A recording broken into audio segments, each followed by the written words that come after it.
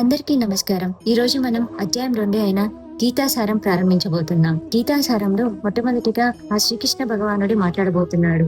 నేనసలు ఈ యుద్ధమే చేయను, నా వాళ్ళని నేను చంపుకోలేను అని గాంధీవం విడిచిపెట్టిన అర్జున్ని శ్రీకృష్ణుని మాటలు ఎలా ప్రేరణించాయి, అలాగే మన జీవితంలో కూడా శ్రీకృష్ణుని మాటలు ఎలా ప్రేరణ ఇవ్వబోతున్నాయో ఈ విషయాన్ని మనం తెలుసుకుందాం. శ్రీ భగవాను వాచ.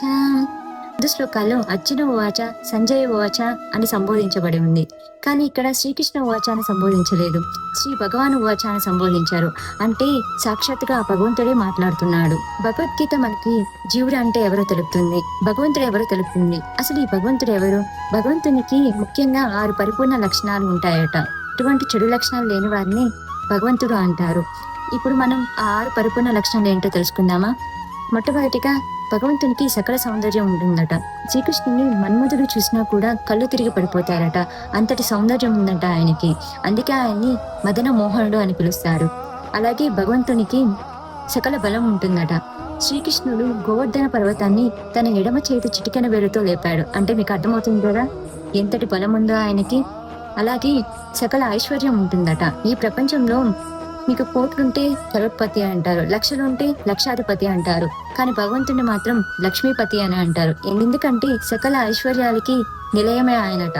ఆయనకి సకల వైభవం ఉంటుందట. మీరు గమనిస్తే ఒక భగవంతుడిని వర్ణించడానికి ఎన్నో శ్లోకాలు, అలాగే ఎన్నో పురాణాలు ఉన్నాయి. అలాగే ఆయన సకల విద్యా పారంగతుడు.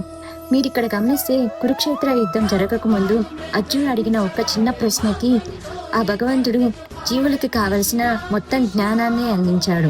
అలాగే ఆయన సకల వీటం కలిగిన వాడు. ఎలాంటి పరిస్థితినైనా భయపడకుండా ఎదుర్కోగలిగేవాడు. ఇవే భగవంతుడికి ఉన్న 6 గొప్ప గుణాలు. లక్షణాలు ఎవరికి ఉన్నాయో వాళ్ళకి చాలా గర్వం ఉంటుంది. మీరు బాగా చదువుకున్నారనుకోండి, నేను బాగా చదువుకున్నారనే గర్వం ఉంటుంది. మీకు ఐశ్వర్యం ఉందనుకోండి, మీ దగ్గర చాలా డబ్బు ఉందని పొగరు ఉంటుంది. కానీ భగవంతుడికి అలాంటి గర్వం ఉండదు. అందుకే ఆయన స్వయంగా అర్జునునికి రథసారథిగా ఉన్నాడు. అందుకే ఆయన్ని పార్థసారథి అని కూడా పిలుస్తారు.